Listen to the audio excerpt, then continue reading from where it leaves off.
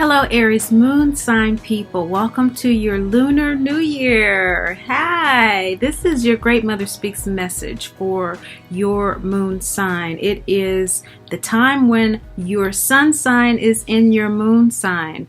That is once a year in Aries, and this is your time. So here you go. Your message is for the next year, emotional goals that you might want to consider in order for you to feel the divinity, to feel that you are a dearly loved child of the Great Mother, Father, God, who's never judged, condemned, or left alone. For Aries Moon people, that really has to do, again, everybody has their own house, their own transits, and conjunctions, and that sort of thing. And so you want to get a personal reading for details. But the general energy for Aries Moon people has to do with being the light bearer.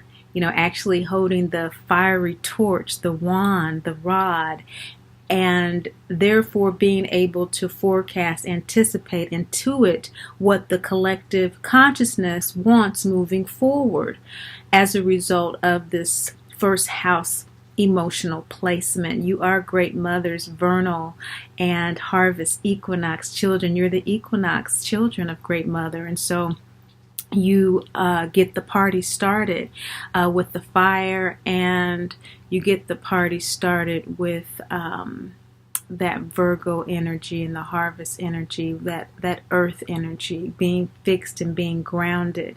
And so there's this dance that you have with being fixed and being grounded, and with the fire of initiation. Of course, your full moon is during the month of September when the sun is in Virgo, and so there we have that dance there with the Aries full moon. So the Aries new moon now is really opening up with an energy for you this year that is all about leaving a bad situation. And for this Lunar New Year, this situation is going to be the focus, the foremost point in your emotional body that you are going to be dealing with. It is an emotional priority, so to speak, until your next lunar year beginning in April this time next year.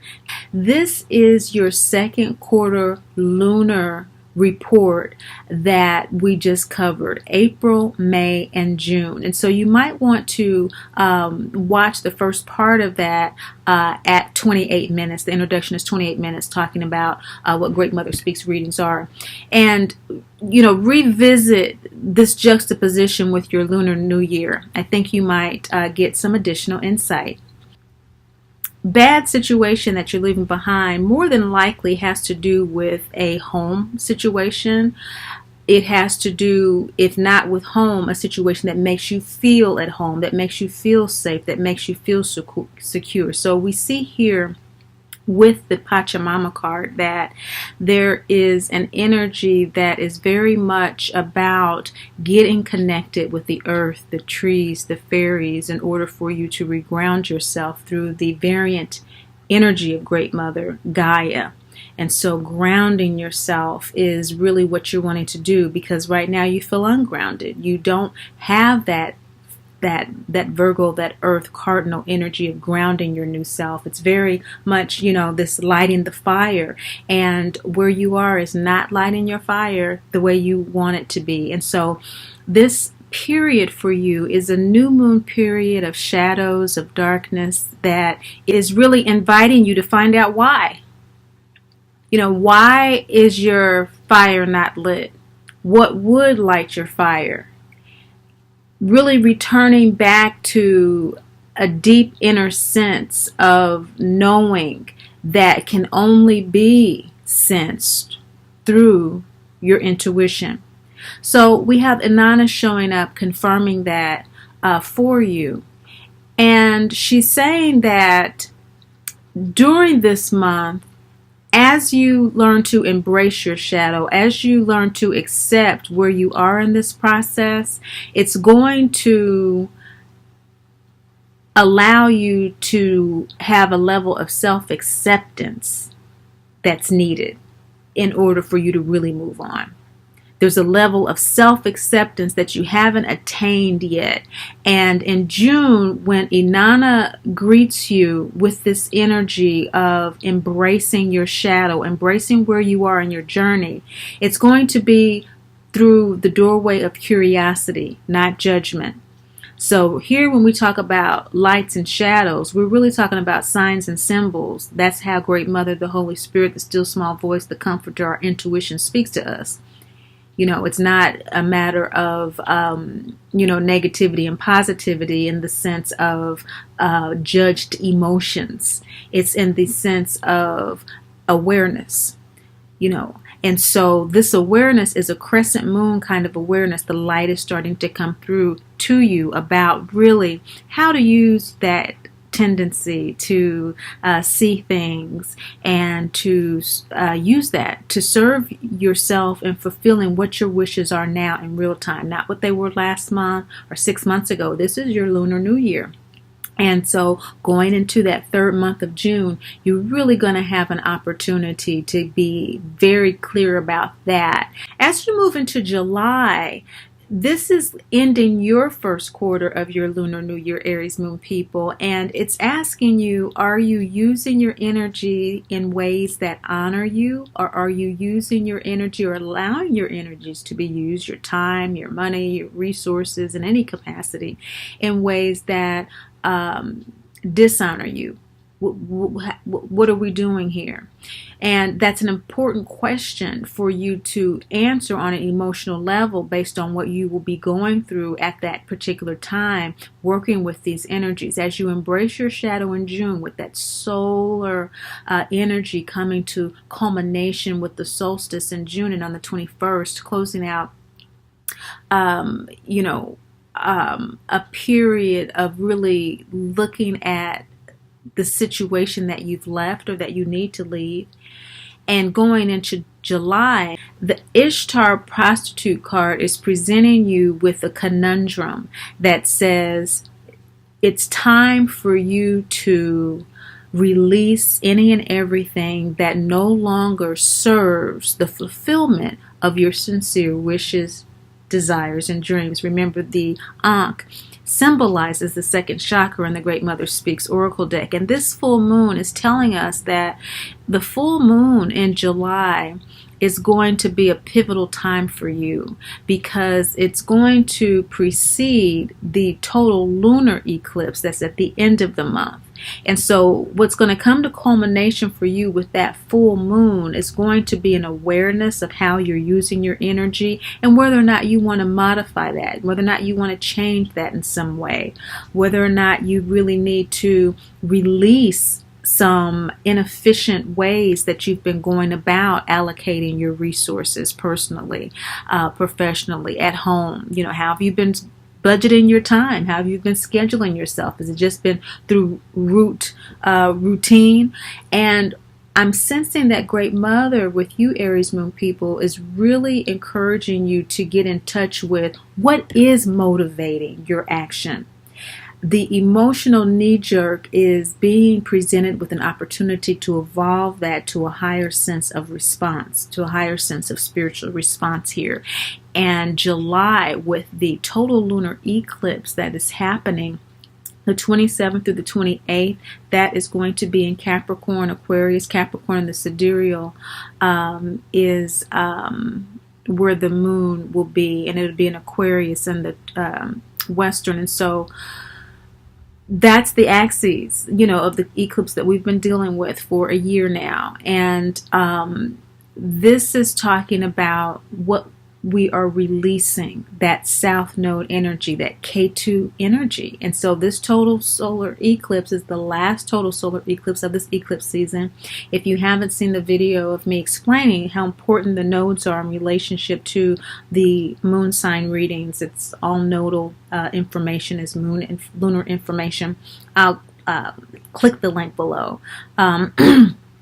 But this in July is going to be impacting you, because this is going to be in your 11th house.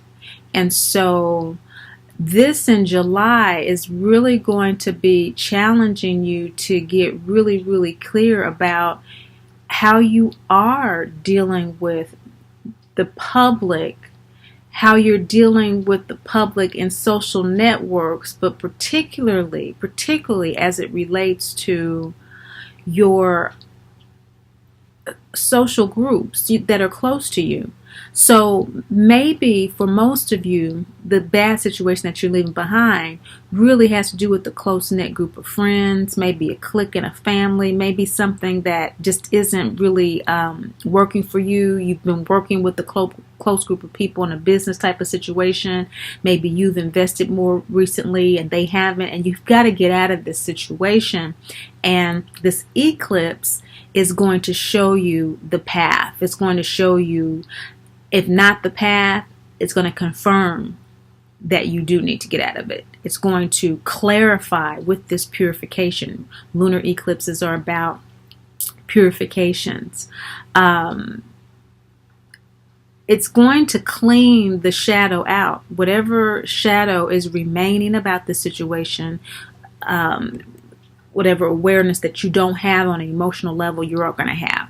Okay, and so shadows, of course, is that deeper soul information. So many times things are kind of held in our soul space, and for some people for their entire lives. They never really consciously tap into that, and everything is not for everyone. We all have our unique cosmic calculus, but if you're watching this channel, this is for you to know that on a soul level, you are going to be downloading an awareness that you have been prostituted in a certain way, and we're all prostitutes.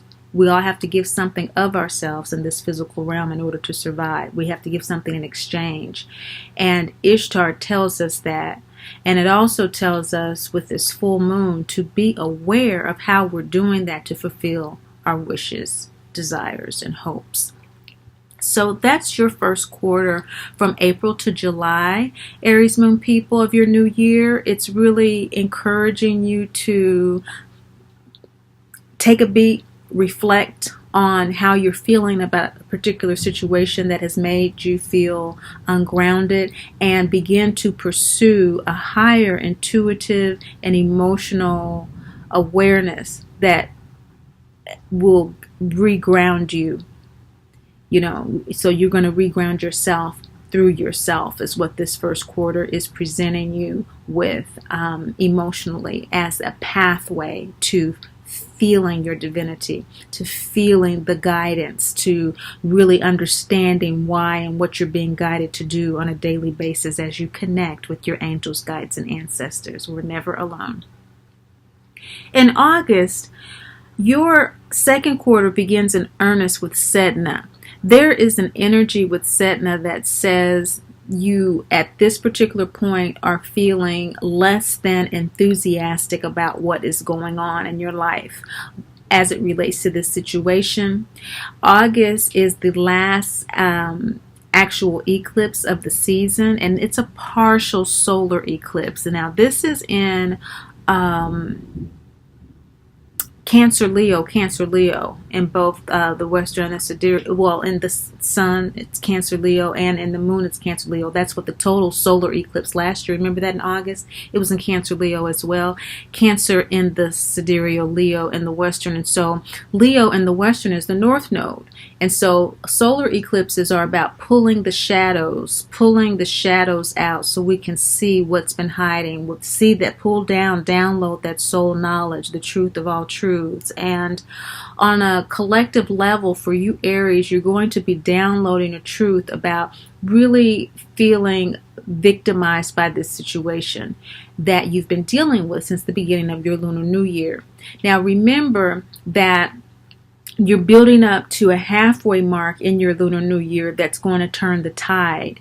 So I'm really excited to see that after you begin to download how your resources are used, how you are prostituting yourselves in exchange to get what you want, you're going to come to a greater and higher understanding with this partial solar eclipse on the 11th of August about not feeling so good about how you have been exchanging your resources, and really getting to the truth of matters. Okay, the truth does set us free.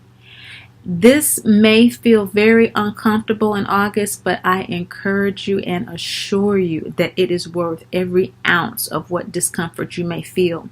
If you don't feel any discomfort, it is because for you, this Sedna card is all about the crescent moon planting of what you need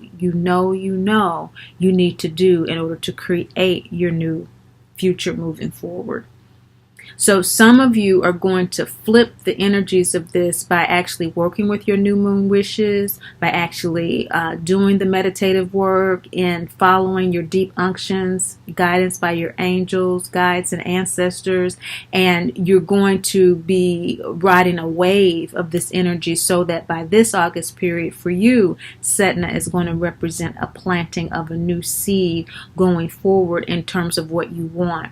Now, in September, as a result of that, there will be perhaps a feeling of self-doubt, because remember, once we do begin to step back and reflect on the decisions and the choices that we're making and not just having a knee-jerk reaction, and we evolve that to a spiritual response, what we're doing is we're going through the heart chakra, we're going through the gut chakra, we're going through the throat chakra that has to do with decisions and conscious choices. And so that means that there's analysis going on. There's thinking going on.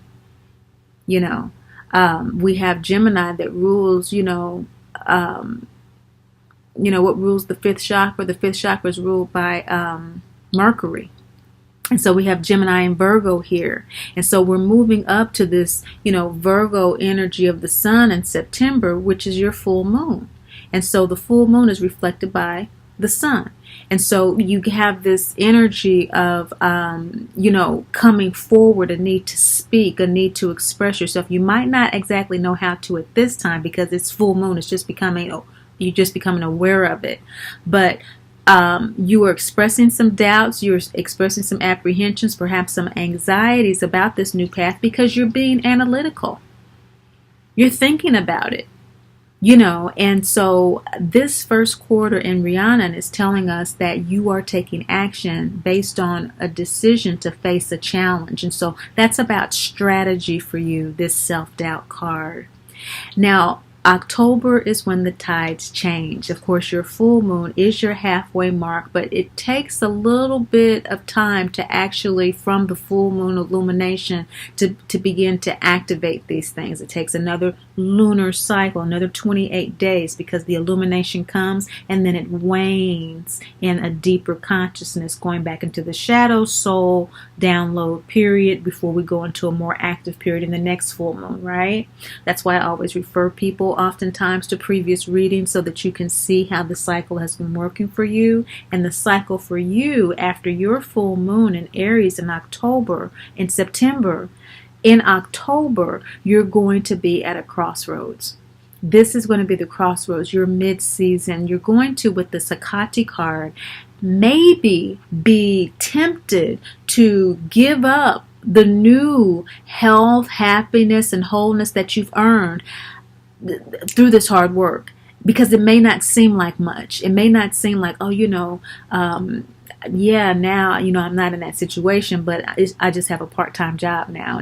This really isn't what I want. Or, I left that bad situation at home, in this relationship, but I'm dating people on this app, or, this isn't anything serious. And you may be willing to give what you have earned up. And what that means is that look at how far you've come. Look at what you have gained. Look at what you do have, and don't be so quick. You're to give it up. You've sacrificed a lot to have what you have, even though it might not be the ideal at that particular time in October. It is harvest season for you in the northern hemisphere, and in the southern hemisphere, that crescent is that planting again. And so we are working with these energies appropriately based on where we are in our unique cosmic calculus. And overall, in October, the message is you have a choice to default back into the past, and behaviors and attitudes are difficult to surrender. We've cultivated them over a certain period of time, and we've been gratified through them as well. That's kind of our touch point. That's kind of how, our MO, how we do things. And Great Mother takes that into consideration with these lunar cycles, okay? And so it's just saying that at this particular time, the timing is such that you will feel compelled to do either in a very strong way, because this October energy is probably going to feel a little ominous to you as the holidays approach. When we do make changes in our root chakra, relationships, friends, finances, and the holidays come up, there is an emotional response to that. And of course, the holidays are based on astrological positions that humanity has recognized since time immemorial. And so it's not just about Christmas. Christmas is relatively recent. It's not even a 1,000-year-old holiday. It's about the positioning of the planets and what they bring up within us to connect with one another during these seasons. And though that's why it might seem like it's easy to give up the new dating app and just go ahead and go back to that, boyfriend or that home situation, to give up the part-time job and just go back to doing the old work that you hated because you need to make money to get the kids Christmas gifts, or that kind of thing going on in October. But Great Mother is saying that if you hold tight, by November, the emancipation that you will feel and that you will experience will be so rewarding that you are truly going to feel at home. You are truly going to feel connected to your soul, that you are receiving downloads that are serving you, your highest good, your hopes, your dreams. You are reflecting at this point in November on your journey since this time in April, and you are perhaps even seeing things that you wouldn't have even imagined that you would have grown through and developed through, and journeys that you've taken because of the faith and the courage to strike out, to align yourself with your identity that you've taken. And so it's a wonderful time for you in November if you can withstand the emotional pull and the kind of visceral unction to hold on to past emotional bondage. We have bonds and we have bondage. I would love for you to check out my new website that is the hub for Great Mother Speaks and Mama Drama Trauma. It's called themotherbond.com. I would love your comments and your feedback on it. It's just about the good, the bad, and the divine mother. And it's just a big difference between our perception of our relationships with one another when we understand the difference between bondage and bonds. They're both a type of bond, but one is of love and is of freedom and emancipation, and the other, of course, keeps us locked in a holding pattern that is very restrictive. Speaking of such, by December, when we have the Capricorn energy coming, we are moving out of the Sagittarius by mid-December, and you are also being rewarded. So Capricorn is ruled by Saturn, which is the school teacher, and the school teacher is apparently quite pleased with the Ra card here for you. The Ra card, the third eye card in the waxing gibbous moon phase, is talking about you actually receiving your just rewards for the toiling emotional work that you've done. It is an absolute fantastic expression from Great Mother that at this time, as a result of you trusting, revising, and editing your entire program, you are going to receive some very unexpected rewards. And the most apparent one will simply be your health, happiness, and wholeness. Feeling that within yourself. You're going to feel that within yourself. it's really useful for Great Mother to come through and let you know that that is what you're feeling. Because sometimes when on an emotional level we do feel healthy, happy, and whole, out of patterns, out of conditioning, out of default behaviors of self-doubt and feelings of lack, we can question ourselves out of our good feeling, out of our blessing. So just jot down December as you're going through this lunar year, Aries moon people. Just jot down December and jot down October as a crossroads where you can just kind of remember that these are pivotal points in your year for you to really pay attention to exactly how you are defining what feels good, bad, what makes you happy and sad. Okay? Be especially aware of that during this season, October, December. Be especially aware from harvest to around New Year's, because you have this Capricorn energy in December, obviously, and you also have a kind of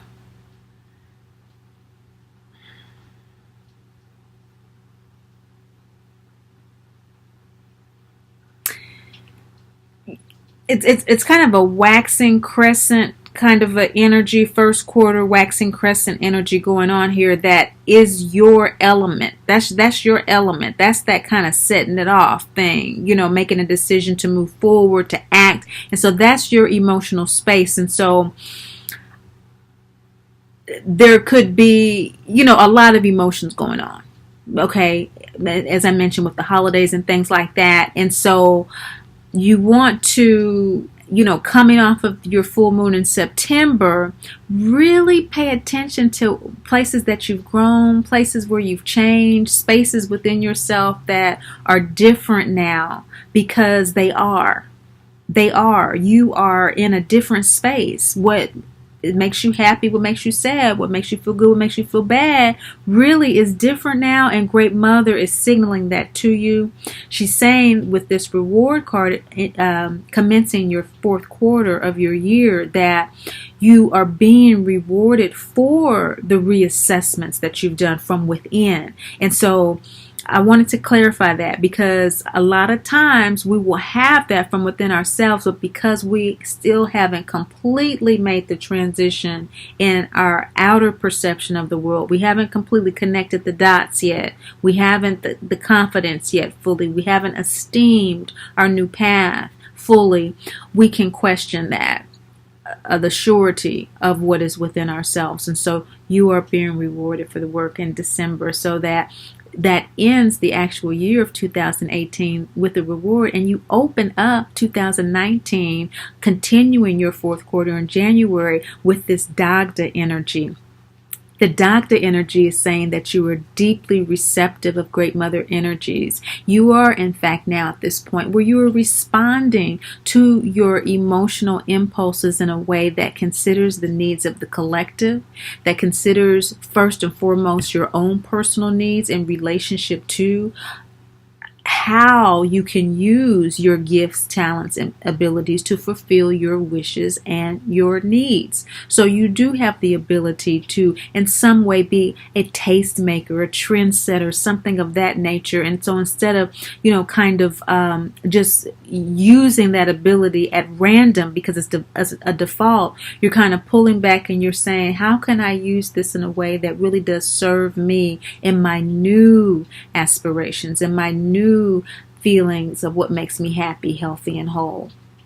Okay, and so that's January for you. It's a really fresh new year in 2019 as you go into February, because you are earnestly at this time downloading. I mean, you're in download mode, indicated by the Adi Shakti card. This is the Twister Dream card. This is when Great Mother diverts Dorothy from her path of trying to return home after she has run away. She's run away and she's been guilted into returning home. And of course, she is taken up into the twister, another variant energy of Great Mother, just as these gods and goddesses are, and you and I are variant energies of the Great Mother, Father, God. That twister came in the form of Great Mother to Dorothy to bring her into her waking and sleeping state of reality. In her waking state, the world was falling apart, and in her sleeping state, the world was coming together, but in a way that she had been in denial about.